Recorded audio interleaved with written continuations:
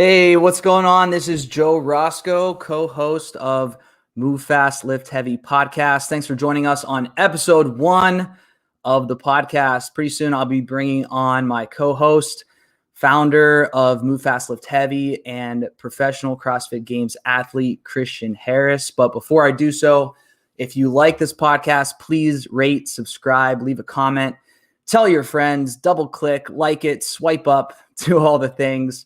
If you want, follow us on the gram at Move Fast Lift Heavy, or check us out on our website. You can find that link in the description of this podcast episode, movefastlift.heavy.com. We have all things fashion and fitness on the website, on this podcast, and anywhere you'll find Move Fast Lift Heavy. So if you want to check out our apparel, go to the website or our Instagram at Move Fast Lift Heavy. Or if you want to try our new online training program, you can also check that out at movefastlift.heavy.com. Try yourself a free trial. All right, let's bring on the co-host, the man you've come to see, Christian Harris. Here he is. What's up? What up? How we Here doing? we are, episode 1. Doing good, man. Been a long time coming. Yeah. I can remember first meeting you up in Queens, New York for a competition in 2014. Was the King of Queens? Yeah, I think we had renamed it Hail to the King at that point. And That's right. you and Con Porter were thrown down in 2000. That's I think right. It was Good times. I think it was 2014. Yeah.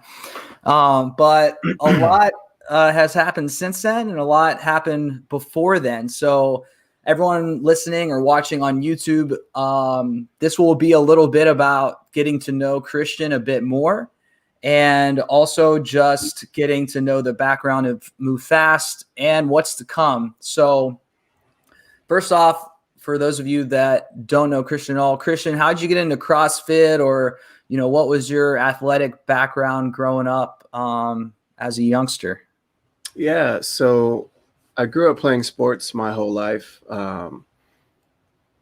Organized baseball basically from 4 up until senior year of high school, but I always played sports, whether it was pickup basketball, touch football, stuff like that. So I was always super active as a kid. I got into high school and just remember passing the weight room and seeing seniors lifting, and kind of said to myself, I want to work like that. I want to be like that, So that's kind of where I started getting into working out, just in high school.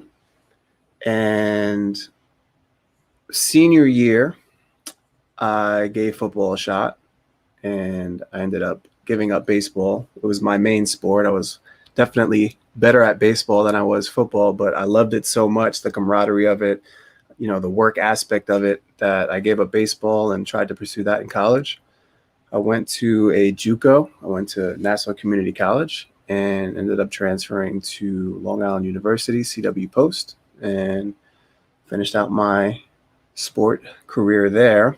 I played wide receiver, and my last 2 seasons I was all conference. Good times. Fast forward a little bit. Well, let me pause you there. Big applause for just randomly trying out for football your senior year of high school, last minute, as far off as you could have pushed that thing, you did, and you still managed to make it to collegiate football and get all conference. So cheers to you, my friend. I appreciate it. I mean, it was D2, it wasn't like D1A or AA or anything like that, but it was definitely a lot of fun. It was a competitive division. So yeah, it was good times. My senior year, I started working at this place called Parisi Speed School. I got certified in that, where the main gist of it is teaching athletes better run mechanics. So acceleration, change of direction, their top speed, applying those principles to, your mainly younger athletes, middle school, high school kids. And my coworker at the time, this guy, Greg Melita, black belt, Brazilian Jiu-Jitsu. He was telling me about this thing called CrossFit. He's like, you got to try it. You'd be good at it. They have this thing called the CrossFit Games. And I'm like, yeah. He kept telling me about it. Maybe a year goes by and I try a workout. I try a Filthy 50. I'm sorry, not Filthy 50. Fight Gone Bad. Fight combat. Finish the workout. If you're not familiar with Fight Gone Bad, it's 3 rounds. You're doing a minute of work at 5 different movements. You have a minute of rest. And I just remember at the end of it, like, fuck, this kicked my ass. And like I haven't had that feeling since like college football, and it just like really got me into it. And that's kind of how I got into CrossFit. And this is back in fall of 2011, so almost 10 years now. Wow. So I tried it out. I wanted to get certified in it. So maybe like a month after trying that workout, I got certified in it. I went to my first, CrossFit certification. I got my L1 over in South Brooklyn. I remember my L1 staff was James Hobart, Dave Lipson, Keith Wittenstein, Jen Marshall. And I started working maybe 2 months after at a CrossFit gym. Mm-hmm. And this is like 2011. 2011, yeah. And then casually the next year you qualified for regionals. Casually next year qualified for regionals. All right, let's jump into that. So how many times have you qualified for the games? 2? 3? Twice. Yep. And both teams. You also were on the demo team, which is like almost even cooler than qualifying for the games.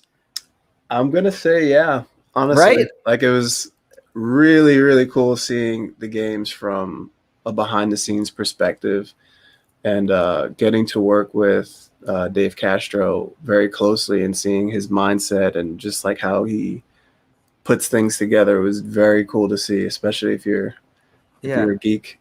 We're gonna get into Castro and the Open in just a little bit in the episode, but just going back to the demo team, like for me, it's like, oh, you must be VIP if you got invited to be on the demo team. You're a pretty cool person. So, all right, so let's go back to you start CrossFit in 2011, and then you're like, oh, let's just keep doing this, and then you casually make the regional in 2012. When you make the regional, you're trying to cover some costs, right? What did you do to cover some of the costs for your regional, like registration and transportation and all that? So to try to cover those costs, I came up with a t-shirt design. And this is basically how Move Fast Lift Heavy was born. I remember I basically took a version of the Olympic weightlifting logo, the USAW, and kind of just like reworked it a little bit, and that was it. Like it was super simple. Do you still have the shirt? I don't. No, you didn't. You didn't hang on to it. Wow. Actually, I might have it somewhere in the archives, but I don't have it handy. It's probably around somewhere. You might have to do a drop in the future of like maybe a remake. The origin. Yeah. All right, so sorry, you rework the USAW logo a bit and you make a shirt out of it. And people loved it. You know, people within the gym, even some people outside the community were asking where they could get the shirt. And that kind of got my wheels spinning into, all right, let's create something here. You know, I've always had this creative mindset. For those that don't know, I used to do music back in the day. I used to rap a little bit. I was self-taught in Adobe Photoshop and Illustrator, like just making album covers and things like that. So I was very familiar with it, and that's really how it all started. Very cool. I did not know that part about the rapper and the the cover art and all that? Yeah, if you go into the archives, into my YouTube channel, you'll see some stuff. Oh, what did you have? Did you have like a stage name per se, or were you still just Christian Harris? So my first rap name was Crisco.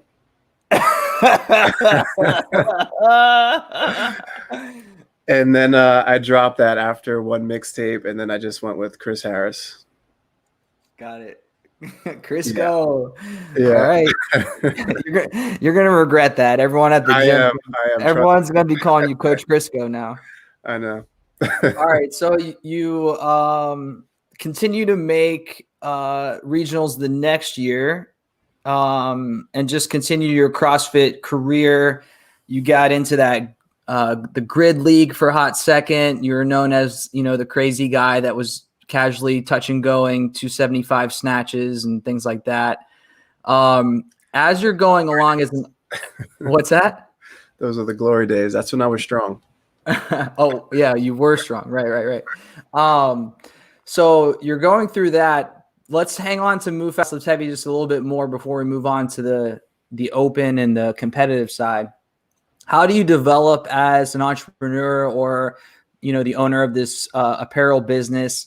Give us this little insight or maybe some motivation for people listening out there where you were like faking it until you made it in the beginning, and then how you maybe like gradually figured things out as far as the business goes. Because you obviously were always maybe talented at making the art of the shirt and the design, but figuring out like, oh, how do I ship this stuff or how do I promote it and, things like that. Yeah. So it's think big, but start small. This was a thing that started as just a passion, and I had this vision that this could be a very big thing. And when I started, I had one hat, one t-shirt. I was operating on this e-commerce platform called Big Cartel. And I was operating out of a closet in my bedroom. And that's really like all I had to get started with it. Just learning the process of how to ship a package, how to tape it correctly. Believe it or not, that's a thing in and of itself. So just like you have to, in the beginning, you're wearing every single hat that goes along with running an apparel company. And, as you grow, you develop a little bit of a team and you start putting some more pieces in place and you start growing little by little. A lot of people think that this just came out of nowhere and it was this big thing always, but it always wasn't that. Like it was always a grind. It's always putting the time in and work in. And, that's kind of how you got to go about it, not only in apparel, but even from a gym standpoint. I remember, opening my first gym, you have 20 people in the walls. And it's like, all right, let's grow this thing, Mm-hmm. So it's always constantly grinding, always working, and always trying to find the way to,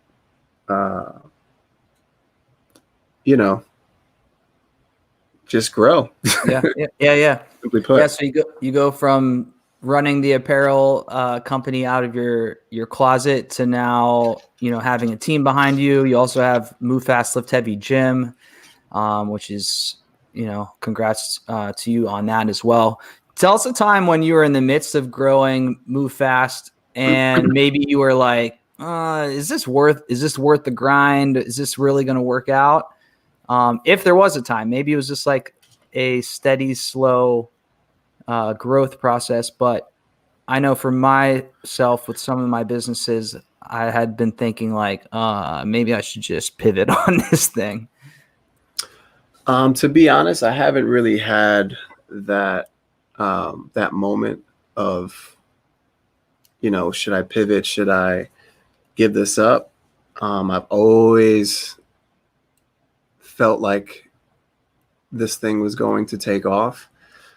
And I think it's just like I have one of these mantras that I've used since I kind of got into CrossFit. It's called head down, mouth shut, work.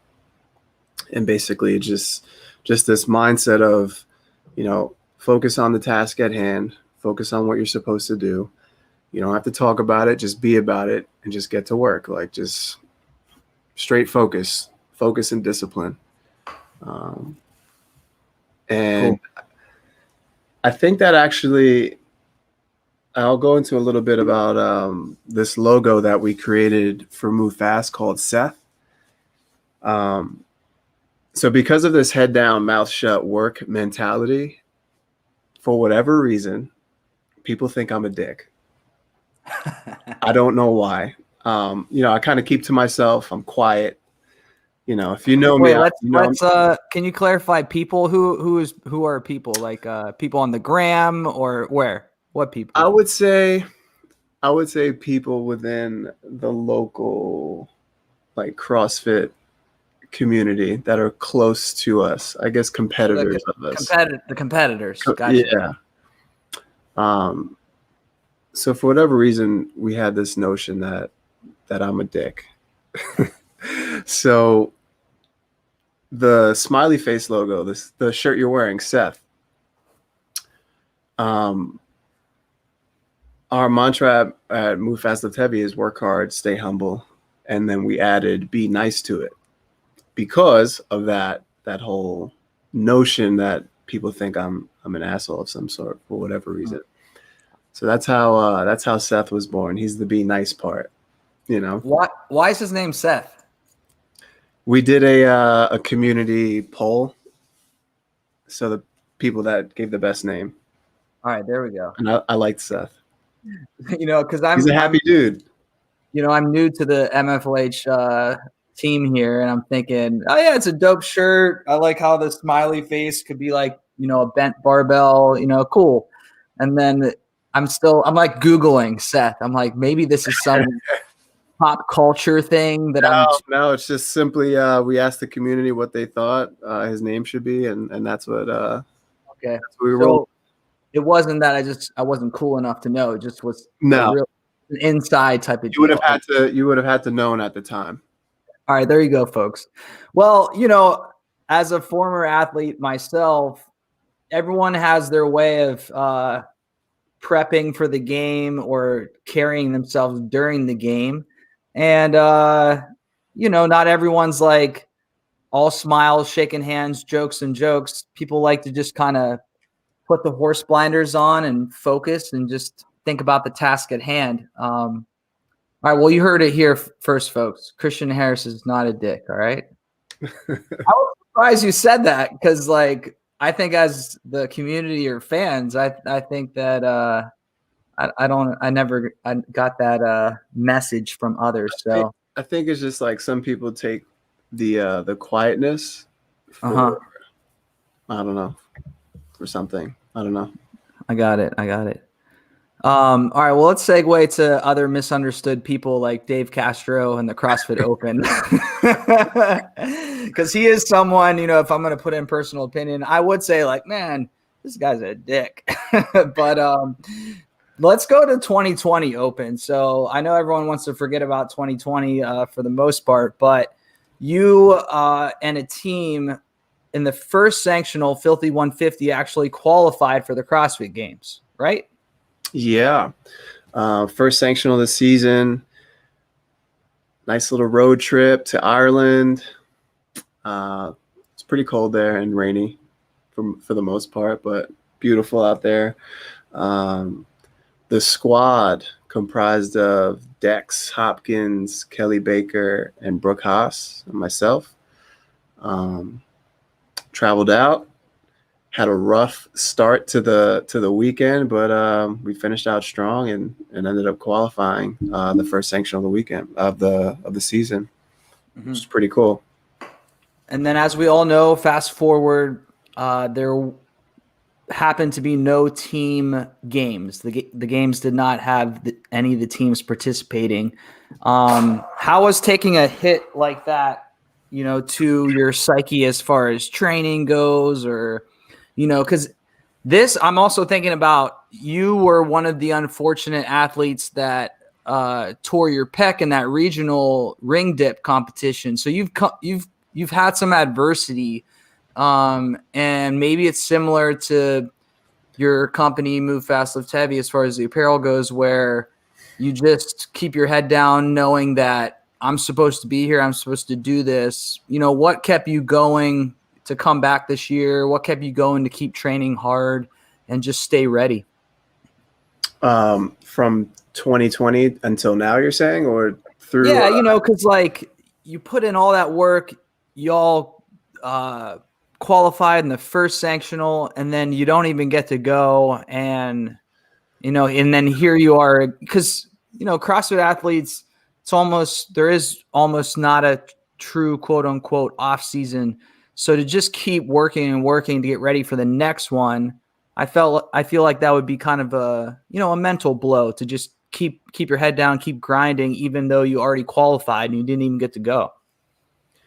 Yeah, I kind of held on to this hope that we would be able to go. Once COVID hit initially, I think everybody that either competed or was hoping to compete at the CrossFit Games or at sanctionals at that point was hoping that these competitions would still be held and things like that. So I pretty much, myself and the team, like, we trained like it was still going on. Then the CrossFit Games said that they were going to cancel the team aspect of it. And that kind of like was like, all right, fuck, I guess that's it. Let's just chill. Fast forward maybe a week later, Froning announces that they're going to put together a team competition for those that have qualified for the games. And they did like a online qualifier for, some other teams that would be interested in doing a team comp at the elite level. So we had an invite to that. So it was like, all right, something to train for. And I think if I'm thinking correctly, it was August that was supposed to be held. So, from March until August, just training hard as business as usual, basically practicing the worm with a 100-pound sandbag solo, pretending like the rest of the team was there, and then COVID was not going away. And It was just like, I don't think this is going to happen. And then that got canceled. So after that, I kind of took a little bit of time off, maybe like 2 weeks from training as hard as I was. But, for me, I'm a creature of habit. So I just like to train. I love to train no matter what. And then slowly but surely started getting back into it. And, I just have this mindset of staying disciplined and just doing what I'm supposed to do. Yeah. A lot of people always ask, how do you stay motivated to get to the gym? And I'm like, it's not motivation, it's discipline. When the motivation is there, it's like fuel to the fire, really. I'm going to train no matter what, but when I'm motivated, I'm going to be able to train a little bit harder that day, dig a little bit deeper. So, yeah. All right. So 2021's here. I'm watching Castro on the CrossFit Games YouTube, and he says the Open's only going to be, I'm just going to lay out everything that I got from this. The Open will be 3 weeks. Doesn't necessarily mean there will only be 3 workouts. He likes combining sometimes, Metcons with big lifts for a second piece, or who knows what he'll do this year. But 3 weeks, you need a barbell with some weights, obviously probably a rig, 1 dumbbell. He specified this, only 1 dumbbell, not 2. It's going to be, he did mention the weight will be its normal 50, 35. Then he said you'll go into a quarterfinal after the Open for the top 10% of individuals or teams on the continent. So it's going to be an online format again, almost like maybe the Masters, how they used to have that online qualifier after the Open to also get them to the games. So top 10%, and this is based off of the actual participants. So, if 1,000 people from North America signed up, that means you just have to be in the top 100. And as the numbers grow, so does the number of people from that top 10%. So that means, Christian, for you, and if you get your team together, you'll have to make top 10% in North America to make to the quarterfinals. Then there will be a semifinal. I don't know if that'll be online or not. He didn't specify that, but let's talk about your plans for the 2021 season. I know that they have kind of gone back to that old affiliate cup style with restrictions on training in the same gym and living in an address that's a certain mile radius. How's that been trying to field a team? Are you trying to field a team this year? What are the plans? So before the rules were announced, the team that I had for last year, we were thinking like, all right, let's just try to make a run this year. And then the rule book came out and that kind of shut that down. So I personally am not in the same mindset that I used to be of like wanting to do the individual competitions. And, I've done that for so long. Like I know what it takes to make the sacrifices to go individual, and I'm not at that state of mind anymore. I'm good with my 2 hours a day that I get to train, and I'm more built for team. So I'm trying to put a team together right now. I'd say we're about 75% there. We're just waiting on one female. So if you know any females out there that are looking to make a run at a games team, send me a DM and we'll get after it. But I think I went off on a tangent there. What was it? What was it? No, yeah, just your plan. So you answer the question that you are actively trying to field a team and get things, still going for the 2021 season. So the last thing that we took from that is that you're still looking for one female athlete. Yeah, and it's time sensitive. I think the deadline is February 15th. You have to have your team established. So basically have like a week and a half to get this going. All right. I think it's going to be fun, though, the Open. How do you feel about the Open with these phases? Castro mentioned that as the phases go on, the Open, then the quarterfinal, then the semi, that the technical aspects or the advanced movements will continue to progress as these next levels go. I have my opinions on it. What do you feel about, like, let's say the first 3 weeks of the Open, maybe you don't see a handstand walk this year because they're doing it in phases, or maybe you don't see high volume ring muscle ups, or I don't know, whatever it might be. Are you okay with that? Would you rather them just come out firing from the first round? What are your thoughts? So I'll give you my take from two perspectives. So as an athlete, as somebody that wants to compete, I'm not the biggest fan of it, because there's always, in the low skilled movements, it's anybody can do it, right? So if you get somebody that is just a bodyweight ninja and all your workouts in the beginning, it's like burpees, it's like air squats and maybe some dumbbell snatches, I mean, that person can definitely excel. Whereas somebody like myself, I'm a bigger athlete, not making excuses or anything, but if I excel more at the higher skilled things, the heavier things. So if that stuff is not present in the beginning, I could potentially miss out on it.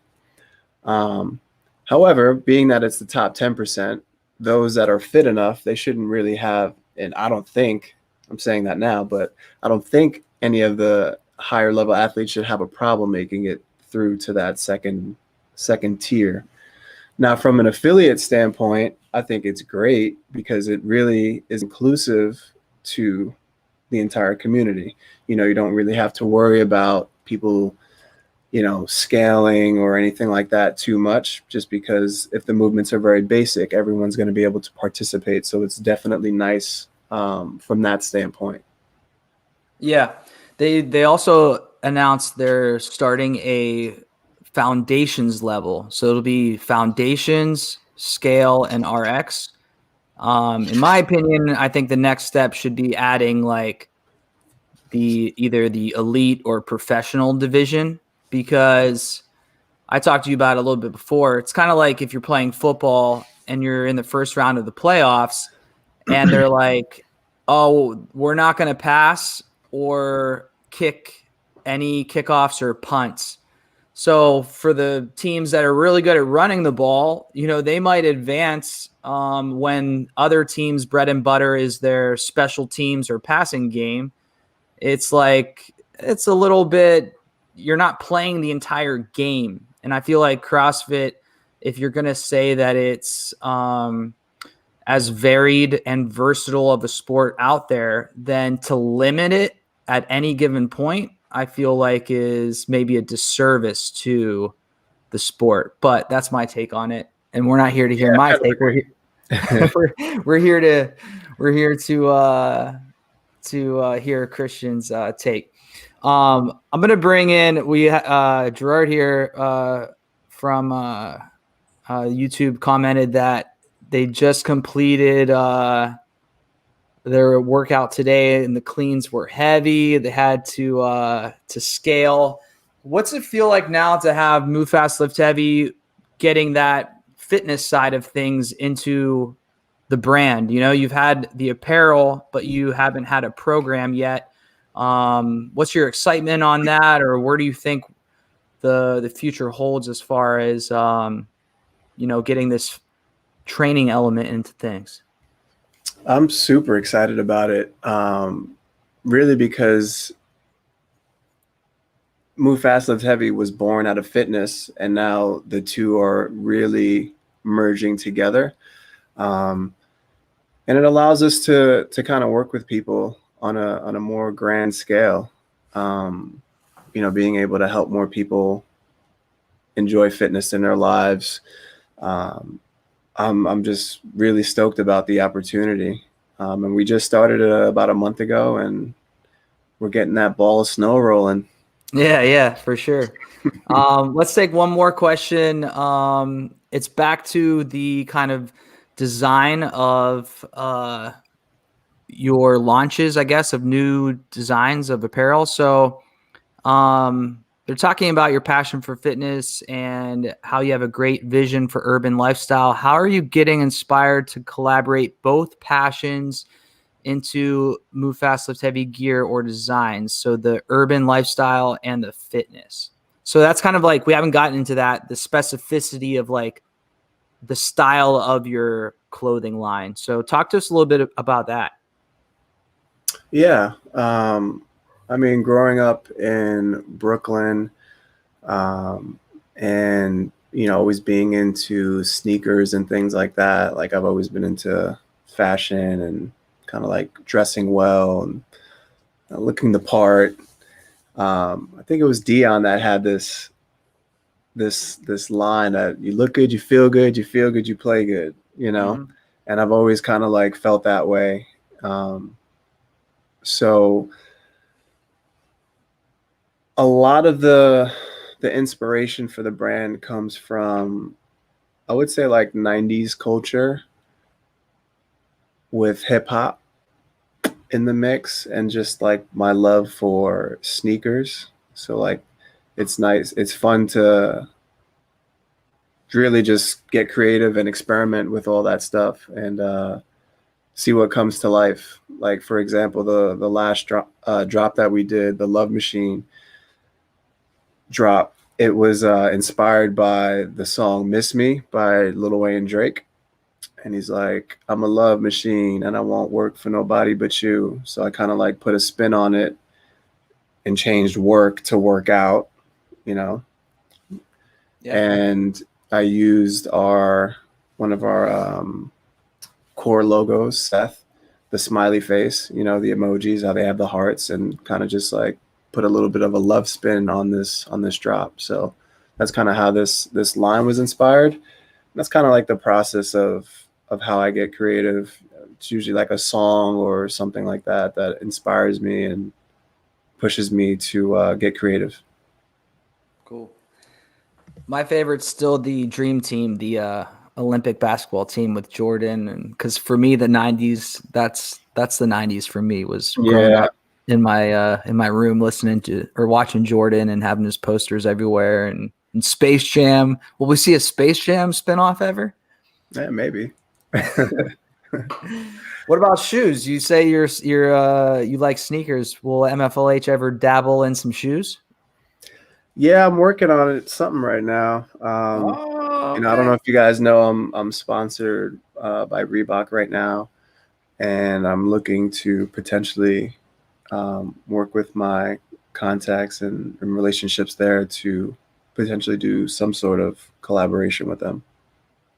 All right. Very nice. Very nice. Yeah. All right, cool. Before we head out, the latest drop, Love Machine, is live on the website, right? It is still MoveFastLiftHeavy.com. live right now. There's still some stuff available. So if you go to MoveFastLiftHeavy.com, you can get it there. And next is Open Season, I see, huh? The next drop, Open Season? Yep. It's a line that is inspired by basically the open mindset. Trying to move fast, maybe burning out a little bit, maybe crashing and burning. Some things you'll see in this drop, you'll see some more of Seth. People really seem to love him.